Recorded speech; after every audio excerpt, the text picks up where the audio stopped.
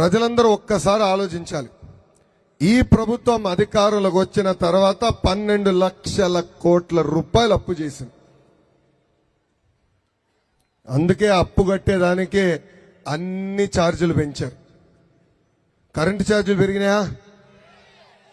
జోబు బాగా కాలుతుంది. అదేవిధంగా ఆర్టీసీ ఛార్జీలు పెరిగినాయా? పెట్రోల్, డీజిల్, గ్యాస్ ధరలు పెరిగినాయా? నిత్యావసర సరుకుల ధరలన్నీ పెరిగినాయా? ఇంటి పన్ను, చెత్త పన్ను బాధుడే బాధుడు. ఎందుకు బాధుతున్నదో తెలుసా? అప్పు చేశాడు కదా, ఇప్పుడు అప్పు తీర్చేదానికి ముక్కు పిండి వసూలు చేస్తున్నాడు. అదే బాబు గారు ముఖ్యమంత్రిగా ఉన్నప్పుడు కరెంట్ ఛార్జ్ ఒకసారి కూడా పెంచలా, ఆర్టీసీ ఛార్జీలు కూడా ఒకసారి పెంచలా. ఆనాడు గ్యాస్ ధర 650 రూపాయలు, పెట్రోల్ డీజిల్ ధర 50 నుంచి 60 రూపాయల మధ్యన. అనేక ఆర్థిక ఇబ్బందుల్లో ఆంధ్ర రాష్ట్ర ప్రభుత్వం ఉంది. వచ్చేది ఇంకో 4 నెలల్లో మన ప్రభుత్వమే.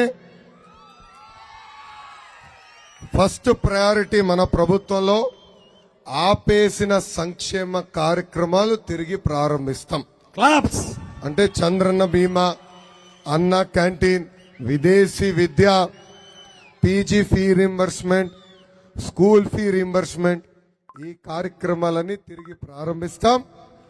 5 సంవత్సరాల్లో ఆర్థిక వనరులు సమకూర్చుకుని మరి మెరుగైన సంక్షేమ కార్యక్రమాలు తప్పనిసరిగా అందజేస్తాం.